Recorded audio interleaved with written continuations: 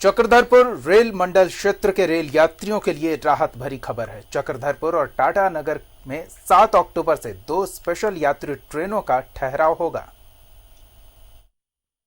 Corona संक्रमण को लेकर लंबे समय तक चक्रधरपुर रेल मंडल में यात्री ट्रेनों का ठहराव बंद रहने के बाद अब क्षेत्र के यात्रियों के लिए कुछ राहत भरी खबर आई है। अब चक्रधरपुर रेल मंडल के चक्रधरपुर और टाटा नगर रेलवे स्टेशन में 7 अक्टूबर से 2 स्पेशल यात्री ट्रेनों का ठहराव शुरू होगा।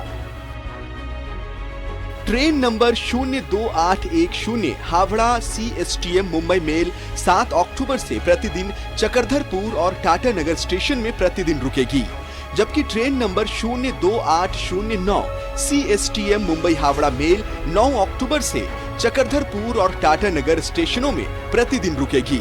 वहीं train number 02834 Howrah Ahmedabad express का स्टॉपेज 8 अक्टूबर से चक्रधरपुर और टाटा नगर स्टेशन में प्रतिदिन होगा, जबकि train number 02833 Ahmedabad Howrah express train 11 अक्टूबर से चक्रधरपुर और टाटा नगर स्टेशन में प्रतिदिन रुकेगी। अब रेलवे के बुकिंग काउंटर को खोल दिया गया है। रेल यात्री बुकिंग काउंटर के साथ साथ ऑनलाइन टिकटों का भी रिजर्वेशन करवा सकते हैं। यात्री ट्रेनों का ठहराव बंद रहने से क्षेत्र के यात्रियों को काफी परेशानी होती थी। इस क्षेत्र के यात्रियों को ओडिशा के राउरकेला जाकर ट्रेन पकड़ना पड़ता था। अब क्षेत्र के यात्रियों को इससे राहत मिलेगी। न्यूज़ 11 भारत के लिए चक्रधरपुर से रूपेश और जमशेदपुर से प्रवीण की रिपोर्ट। तो अब ट्रेनों का ठहराव होने से इन स्टेशनों पर थोड़ी हलचल बढ़ेगी। इस मामले पर बातचीत के लिए हम सीधे जमशेदपुर का रुख करेंगे। हमारे सहयोगी वहां से जुड़े हुए हैं और उनसे जानते हैं कि एक बार जब इन स्टेशनों पर ट्रेनों का ठहराव होना शुरू होगा तो जो पहले से अब तक कोरोना संक्रमण काल में पूरी तरह से स्थितियां ठप हो चुकी थी, ना आर्थिक गतिविधि थी, ना सामाजिक गतिविधि थी, उनमें अब थोड़ी बढ़ोतरी की संभावना दिख रही है। बिल्कुल दीपक, देखिए आपने सही कहा कि जब से लॉकडाउन शुरू हुआ था उसके बाद से सभी ट्रेनों का परिचालन बंद था और जो ट्रेनें चल भी रही थी तो वो चक्रधरपुर बोले या जमशेदपुर में ठहराव नहीं था। पहले दिल्ली के लिए 2 ट्रेनें चल रही थी, एक राजधानी और एक पुरुषोत्तम एक्सप्रेस। इसके बाद अब नीलांचल एक्सप्रेस का भी 9 तारीख से शुरू होगा जो जमशेदपुर में ठहरा होगा। इसके अलावा 2 गाड़ी और है जो मुंबई हावड़ा और अहमदाबाद हावड़ा, ये ट्रेनें का भी स्टॉपेज है जो चक्रधरपुर और जमशेदपुर में होगा।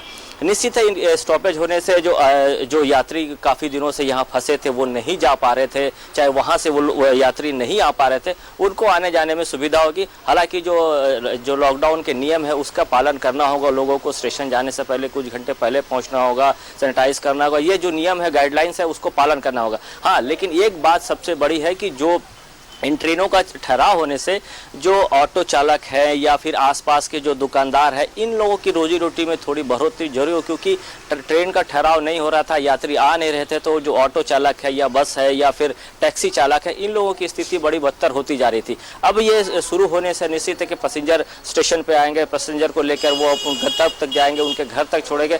तो जो ऑटो चालक है और जो छोटे मोटे जो आसपास के जो दुकान होते थे, वो दुकान में भी कहीं ना कहीं थोड़ी रौनक जरूर लौटेगी। और ये परिचालन होने से आने वाले दिनों में चाहे वो हम रेलवे स्टेशन के आसपास की क्षेत्र की बात करें, यात्रियों की बात करें, ये तो खुशी की बात है। और अब टाटा नगर रेलवे स्टेशन में बुकिंग भी चालू कर दी है। आप स्टेशन पर जाके आप बुकिंग भी करा सकते हैं टिकटों की, या फिर ऑनलाइन भी अपने टिकट की बुक करा सकते हैं। तो ये कहें कि ये अच्छी पहल है कि बहुत सारी चीज़ों को रियायत दी गई है केंद्र सरकार के द्वारा, राज्य सरकार के द्वारा भी बहुत सारी चीज़ों में रियायत दी गई है। अब ट्रेन चलने से निश्चित है कि आने वाले दिनों में चाहे वो शहर की बात हो या फिर चक्रधरपुर मंडल की बात हो, कहीं ना कहीं लोगों में थोड़ी खुशी जरूर होगी। जी दीपक।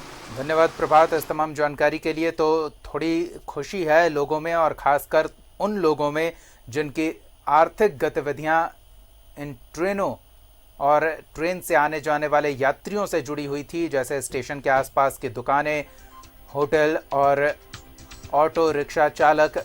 इनकी कमाई अब थोड़ी बढ़ेगी।